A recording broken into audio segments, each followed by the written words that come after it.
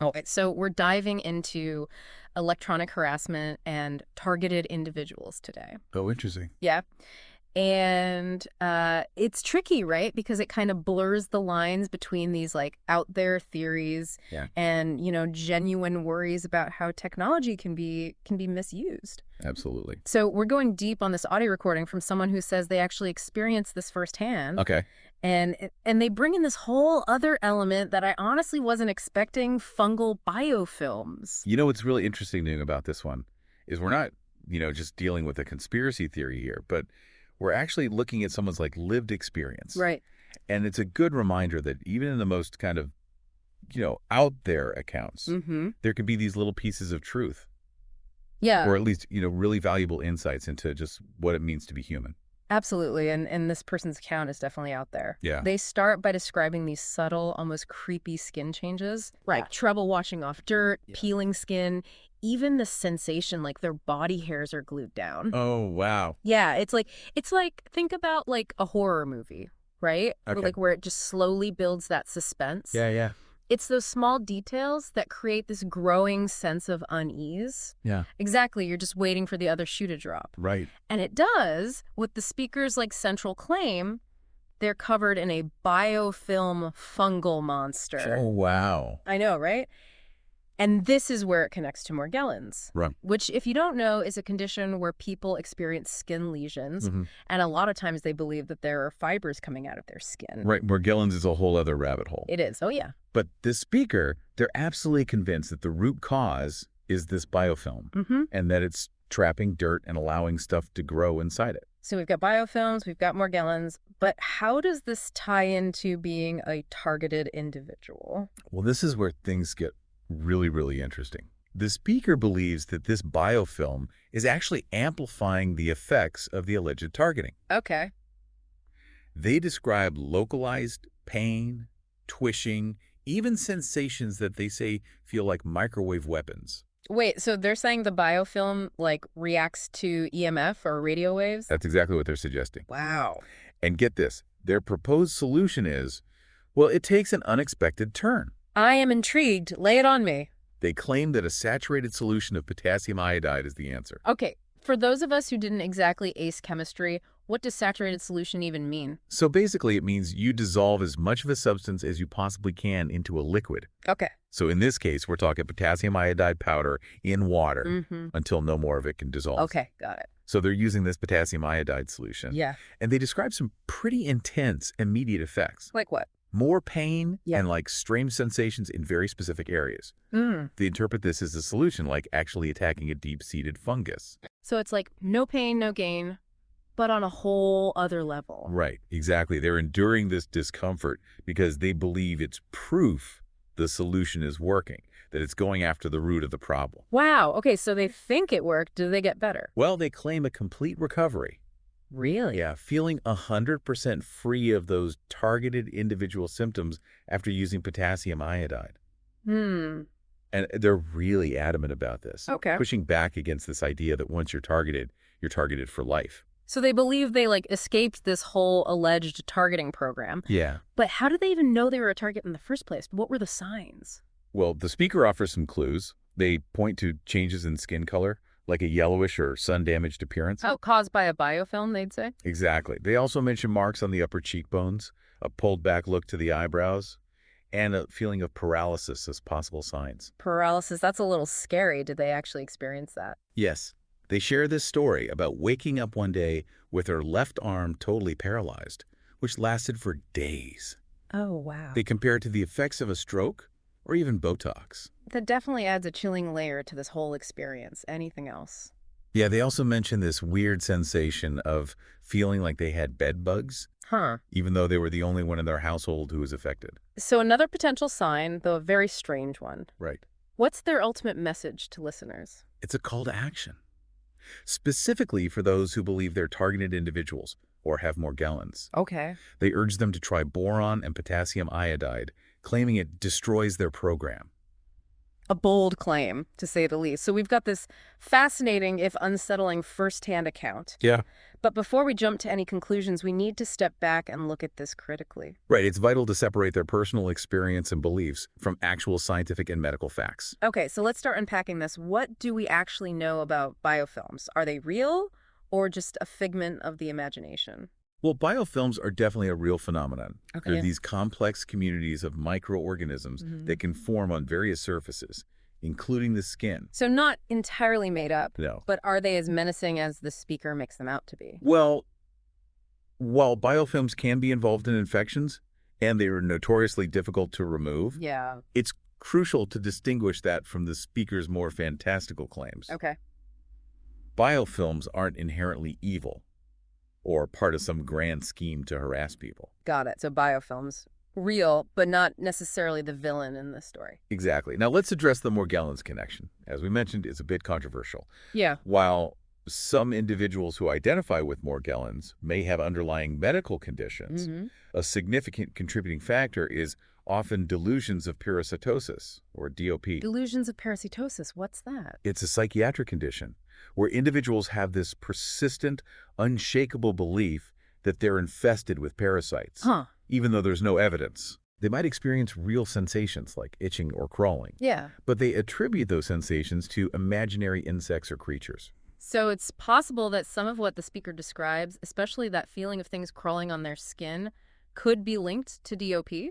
That's a real possibility, and it highlights the importance of considering both physical and psychological factors when trying to understand these kinds of experiences. Right. So we've got biofilms, which are real but not necessarily malicious, and Morgellons, which can involve both physical and psychological components. Now, what about this potassium iodide solution?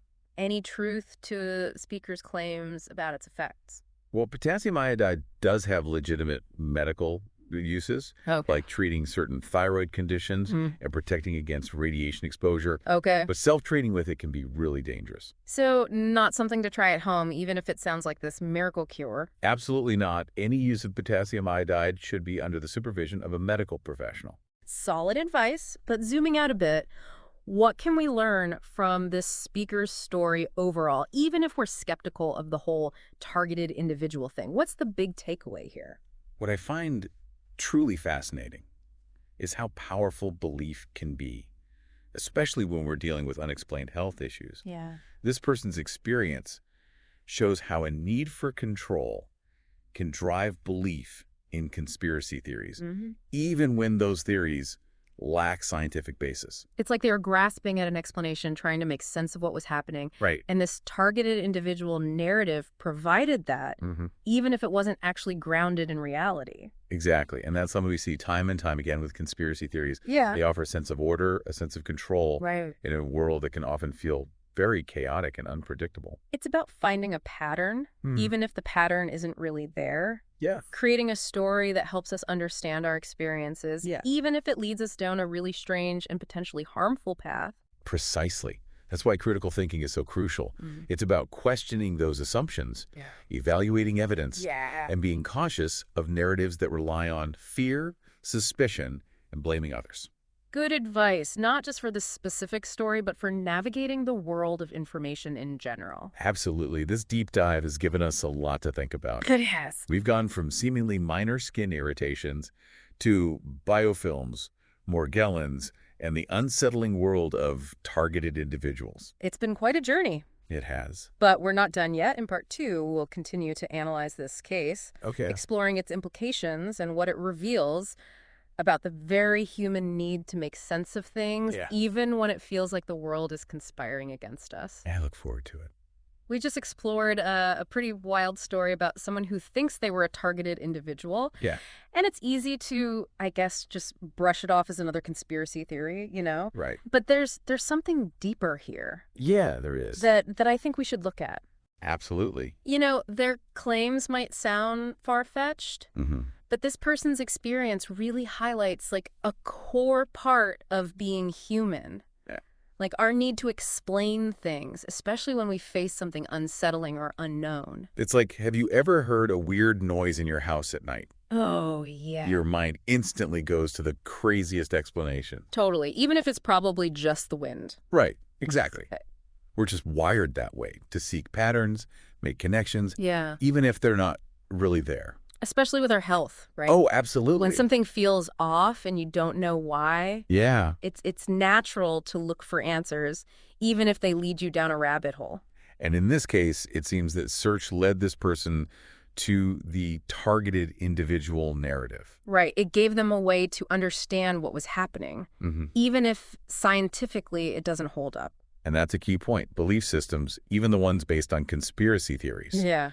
they can give you this feeling of control. Like you have agency in these overwhelming situations. It makes sense in a way. Yeah. If you think some outside force is targeting you, Right. it almost gives you a reason for your suffering. Exactly. An enemy to fight. You're not just a victim, you're in a battle. But isn't there a danger in thinking like that? Oh, for sure. What if those beliefs stop someone from getting real medical help? Right. Or push them to try treatments that aren't proven or even dangerous? It's a very valid concern, and it's why it's so important to approach these kinds of narratives with a healthy dose of skepticism. So how do we do that? How do we engage with people who hold these beliefs, but in a way that's both compassionate and honest? It's tough. It's definitely a challenge. Yeah. I think a key part is focusing on our shared humanity. Oh, okay. Remember, people who believe in these theories, they're not so different from us. Right. They're often driven by the same basic needs. Like what? To feel safe, to understand the world, to find some kind of meaning. Yeah, it's about remembering everyone has a story. Even the ones that sound outlandish. Exactly. They can teach us something about being human. And if we come at these conversations with empathy, with curiosity, Yeah. we can create a space for actual dialogue where people feel heard, even if their beliefs are different. It's not about proving someone wrong. Right.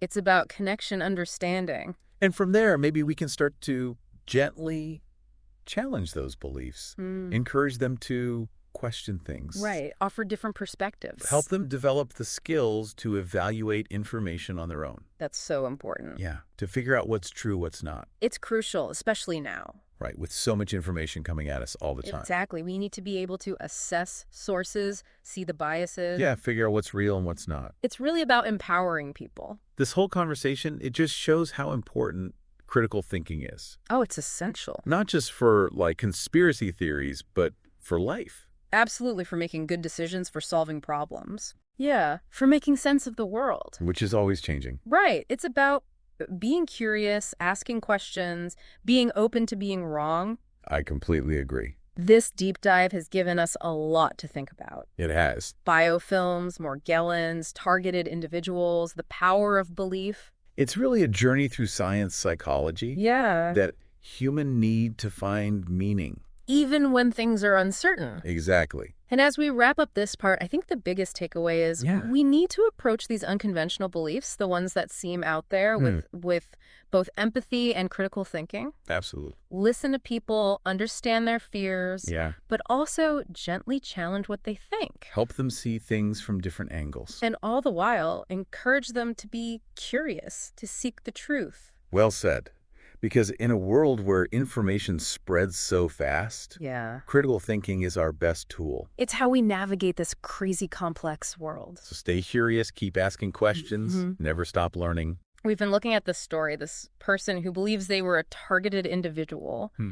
And it makes you think about how we try to make sense of things. Right. Especially when life feels kind of chaotic. Absolutely. And we talked about how the internet can, like, amplify these beliefs. Yeah. Creating these echo chambers where misinformation just spreads. Right. It's easy to get caught up in that. But how common is this targeted individual thing, really?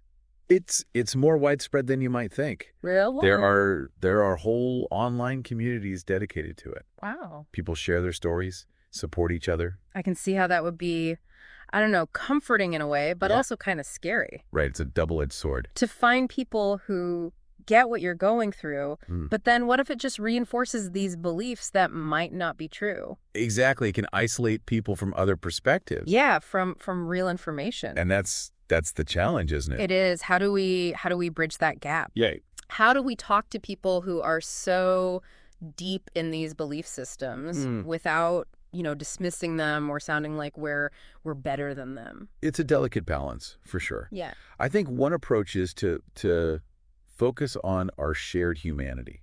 Okay. Remember that people who believe in conspiracy theories, Mm-hmm. they're not fundamentally different. Right. They're driven by the same basic human needs. Like what? The need to feel safe, Yeah.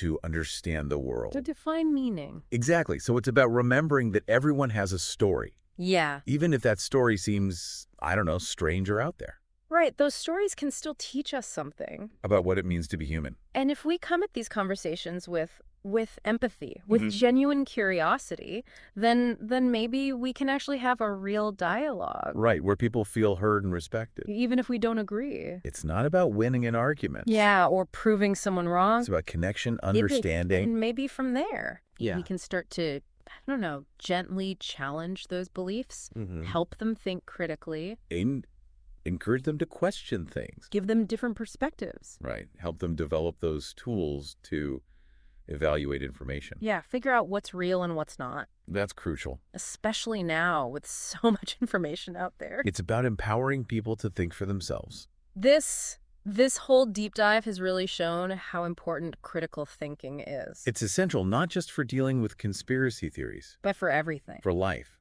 for making good decisions, for solving problems, For understanding this crazy world. which is constantly changing. Right. It's about being curious, asking questions, being open to the possibility that we might be wrong. I couldn't agree more.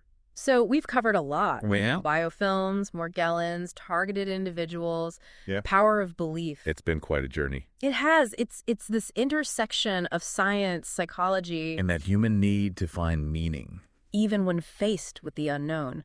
And as we wrap up, I think the most important thing to remember is Yeah. we need to approach these unconventional beliefs, the ones that seem out there, Right. with both empathy and critical thinking. Absolutely. Listen to people's stories, understand where they're coming from, Yeah. but also, gently challenge their assumptions. Help them see things from different angles. Exactly. And all the while encourage them to be curious, to keep searching for the truth. Because in a world where information spreads so fast, It's almost overwhelming. critical thinking is our most powerful tool. It's how we navigate this complex world. So stay curious, keep asking those questions, and never stop seeking knowledge.